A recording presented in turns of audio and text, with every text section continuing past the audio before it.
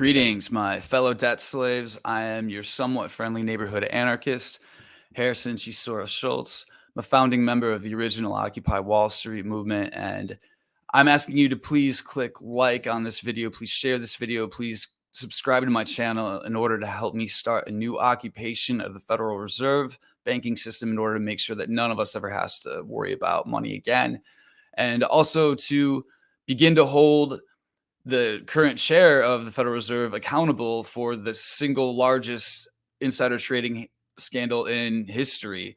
This is way bigger than Watergate, and the media, the mainstream media, is completely ignoring it. And the Senate has just reappointed this corporate criminal. So we have a lot to talk about. The Biden administration chose to reward corruption at the highest level of government by renominating Jerome H. Powell to chair of the Federal Reserve Board. Powell is directly implicated in the biggest government official stock trading scandal ever, and this will be a permanent stain on American history, a national disgrace from which our country and our real economy will never recover. And this is from the Occupy the Fed movement. This story broke last February 6th, and the story has been going viral on Twitter. However, it has not received any mainstream attention as of yet. Fed Chair Jerome Powell, who is supposed to serve in the public interest and avoid even the appearance of conflicts, traded millions in personal stocks and bonds while obstructing required public disclosures about those trades for years. Yet the information that has slipped out is damning. It shows Powell made trades during the restricted blackout period for pivotal Federal Open Market Committee, or FOMC, meetings. This is a shocking revelation and constitutes grave and inexcusable misconduct by a high-ranking U.S. government official.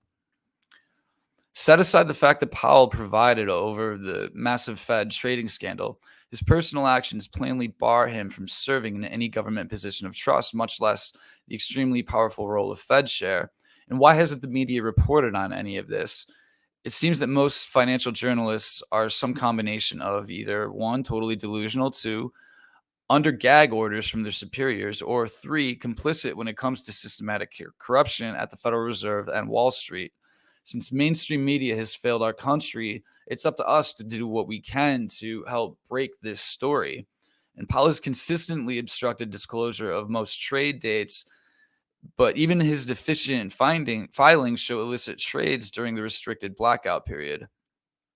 Worse still, a significant number of trades were executed during the restricted blackout period, leading up to and through the final day of the Federal Open Market Committee meetings. Ironically, when the trading scandal broke, a Fed PR spokesperson claimed that the Fed officials like Powell are subject to stricter restrictions during the blackout periods. 10 days ahead of policy meetings through midnight of the final day, yet Powell had at least 6 sales transactions and 1 purchase on April 29, 2015, the day of the final FOMC meeting. He also made 2 purchases on December 11th, 2015, 3 days before the FOMC's December 15th through 16th, 2015 meetings. And if you start to look at this chart here, you can see that Powell is buying lots of mutual funds from like Eaton Vance and Stone Harbor, and he's selling and buying multiple shares on these Federal Open Market Meeting Committee dates for, in some cases, hundreds of thousands of dollars. I mean, this is more money than many of us make in a year, and Powell is spending this, and we don't even know how much he's actually spending because he's hiding a lot of this in these multiple accounts, and he's definitely doing this with insider information that he's learning during these FOMC meetings.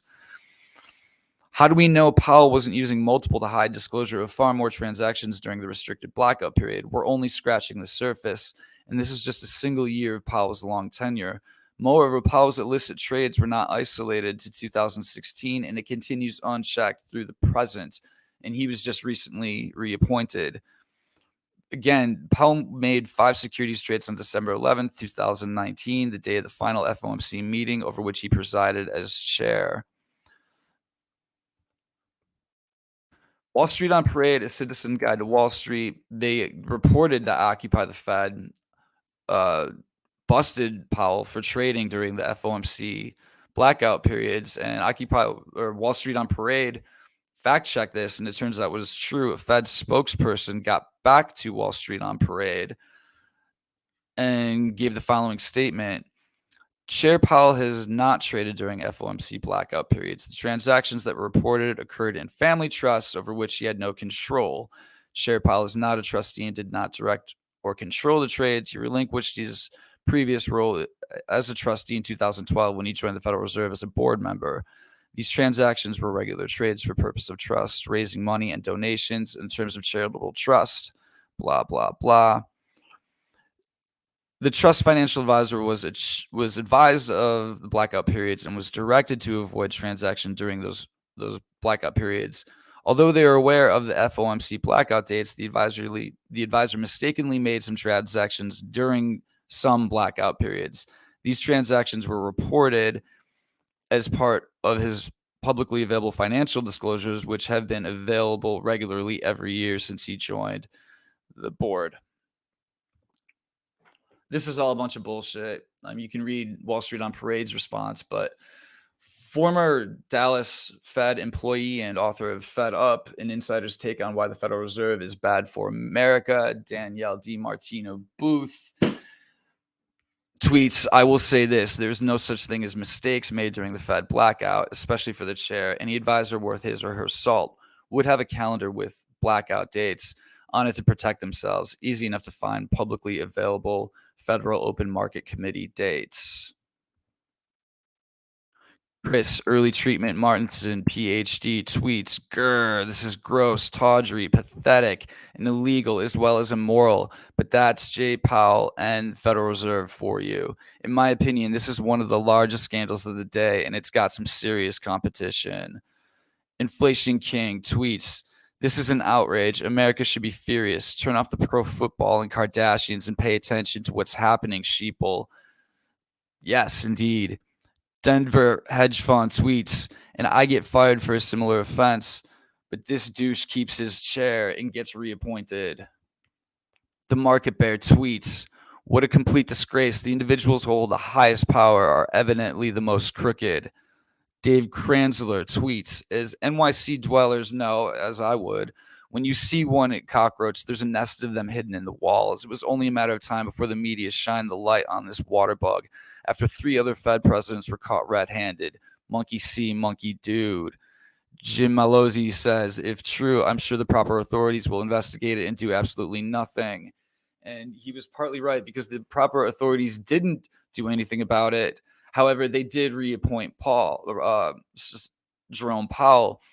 And this, you can read all about the thorough corruption of this on Occupy the Fed. Just May 15th, this article came out over just Sunday, over May 15th. Powell was reappointed last week, Thursday, May 12th, if I'm not mistaken. And please, the media is not gonna break this story for us. The media is not gonna hold Powell to justice. We have to do it if we want it. Please subscribe to Occupy the Fed at Substack.com. You can read more about Powell's trading scandals, his conflicts of interest, and his shady backroom deals with Jamie Dimon and Blackstone director Larry Fink. There's a lot of really important information on there that we need to discuss and spread as widely as possible. We're not just here to talk about the movement, though. We're here to actually occupy it, the Federal Reserve. And please follow Occupy the Fed on Twitter in order to help them spread this news. And we are actually trying to occupy the Fed. Please RSVP on Facebook. Please donate if you can on GoFundMe to my annual 5th of November demonstration at the New York City branch of the Federal Reserve.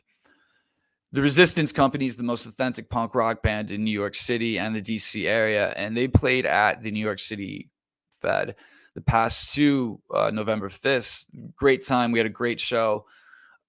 Many times, RT was supposed to cover us. They didn't, unfortunately, but we want the Resistance Company to come back. So please follow them. Please tweet to them. Please ask them to come back. They're not going to come back this time unless we have a crowd of hundreds waiting for them.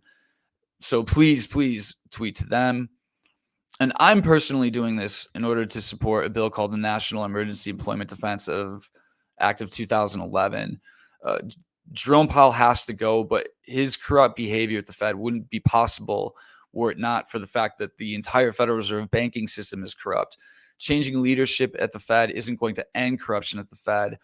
The most corrupt thing about the Fed is that it allows private Wall Street banks like JP Morgan, Citigroup, etc., to create 97% of the money in our actual system that we actually earn and work and need to use in order to survive.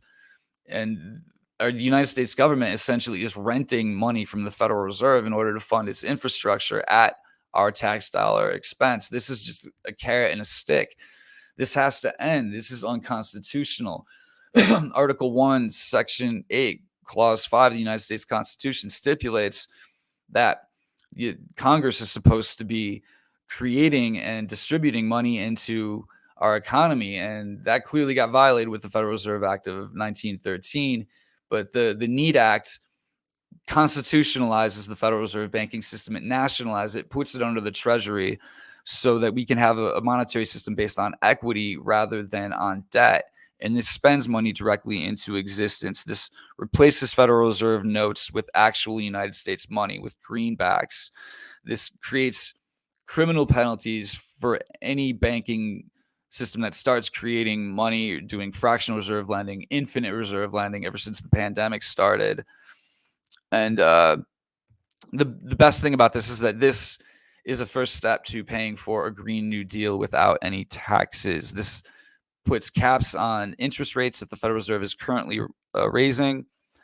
This also creates monetary grants to start spending on public infrastructure, on green, updated infrastructure, on education, healthcare, rehabilitation. And specifically, this also pays for a tax-free citizens dividend. This could be the beginning of universal basic guaranteed income. And this would also create federal funding for education programs. This bill was written in 2011, but this provision would enable us to end the student debt crisis. This also enables us to fix our Social Security system. And this also will fund a universal Medicare for all healthcare plan, specifically for combating the pandemic. And this also resolves the mortgage crisis. This creates state grants for states to distribute as they see fit. It's the most revolutionary piece of legislation ever possible. Again, I'm organizing on November 5th at the Federal Reserve Bank of New York for this bill. Please study it. Please tweet to your Congress representatives and tell them to reinstate this bill into Congress. If you have any questions about the NEED Act, please tweet to @the NEED Act on Twitter. Please follow us, and please follow me at Harrison Chisora on Twitter as well if you have any other questions. Thank you. Please like this video. Please leave comments, questions, and please share this video in order to help occupy the Fed. Thank you.